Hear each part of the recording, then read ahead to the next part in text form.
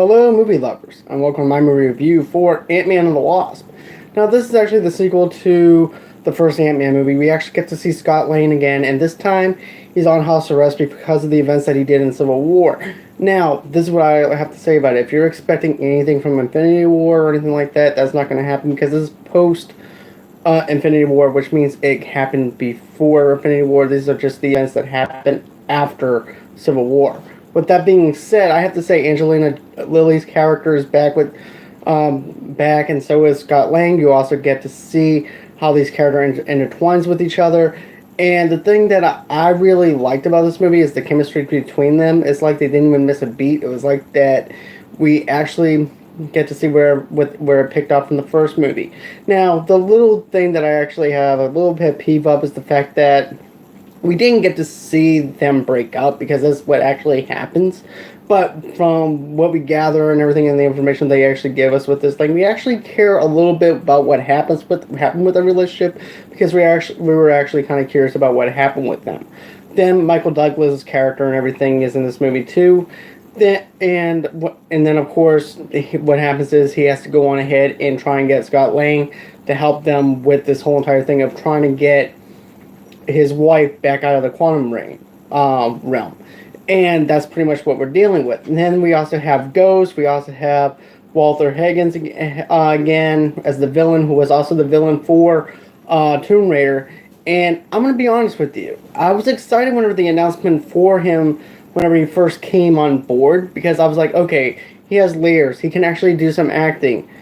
This, he felt like underutilized, because I know the acting ability that he can actually do. Especially whenever I saw him as Venus from Sons of Anarchy and also on Justified. To me, he is a top-notch actor, and he was fully unutilized on that. And I felt like that they could have done a lot more with that character, and I don't even know why he was even in this movie. And then, if you're expecting anything from Ghost in this movie, or anything like that, to me, Ghost is the most underutilized character as well in this whole entire thing. I just wanted her to die. That's all I wanted to do, because there's no layers to her. She's very paint by the numbers kind of character, just like Walter Higgins' character is.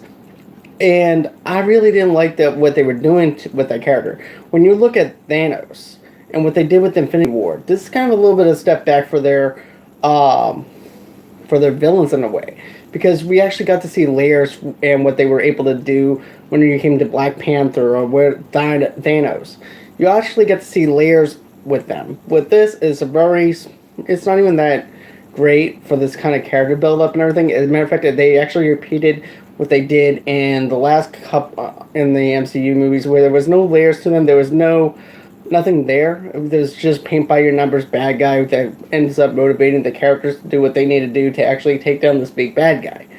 And to me, Ghost is really underutilized in a big way. That's just my own personal opinion. That's just my opinion alone. But I would like to actually know what you guys think below.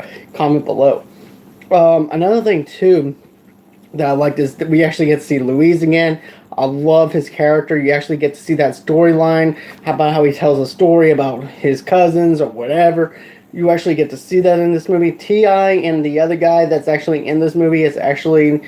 I felt like that there was not much that they could actually do with those characters, but it was good to actually see them there again, because they were very enjoyable with the first movie, and I actually felt like, okay, I'm at home again, I actually get to see these characters again, and I like what they're doing.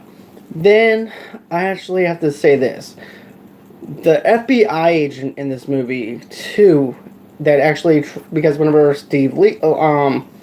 whenever he leaves on house arrest, and everything, they wind up coming over to his house, and to me, the FBI agent is annoying in a sense, because he seems like he doesn't take his job very seriously. He's supposed to be over the FBI. He's supposed to be the person that's supposed to be there, trying to take down people. And instead, he's making jokes, trying to do magic tricks and stuff like that. I get the fact that they're trying to add humor, but he came as a little too much of a caricature rather than an FBI agent, but that's just my take on it. But that's just me personally. Other than that, though, I really enjoyed the movie. I really liked seeing Paul.Rudd as the underdog in this movie again, because you're rooting for him. You're rooting for him as Ant-Man to be able to do what he needs to do to try and get Michael Douglas' character to actually have his wife back with him and Angelina Lilly's character. And you actually care about that.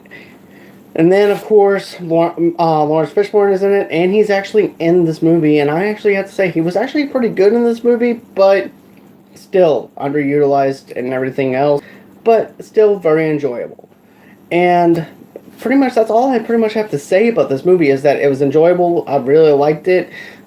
Some of the characters were underutilized. Some of them were just one-dimensional, paint by your numbers kind of characters that I didn't really care for, but still, Ant-Man and the Wasp was very fun. And not only that, but even the stunt work and everything, you can actually feel some sense of danger with them whenever they're shrinking and going back, because anything can actually happen at any given time, especially whenever that knife is being thrown at Angelina Lilly's character in the kitchen. You think to yourself, okay, is she going to get stabbed by the time she actually goes back to her full size or not? So that's actually another thing too that I like, is the fact that you can care about these characters and you're wondering about the sense of danger with these characters, and you actually get that. So with that being said, I'm going to have to give this movie at least a 4.8 out of 5 because of the fact I enjoy the movie, I love the movie, and I have to say, as a heist movie, again, this was actually fantastic. Well, very well put together, just like the first Ant-Man movie. I might have liked the first Ant-Man movie a little bit better than this one, but still, very enjoyable. It was fun. I love the chemistry between Angelina Jolie's character and Paul.Rudd's character. Michael Douglas was very spot on. And if you're expecting anything else from Michelle Pfeiffer's character, she's not in there that long, but still, it adds in some flavor that you're going to end up liking, I believe. But anyways, tell me below, did you like Ant-Man and the Wasp? What didn't you like about Ant-Man and the Wasp? Don't forget to share this with everybody. Don't forget to comment below. And until next time, bye-bye.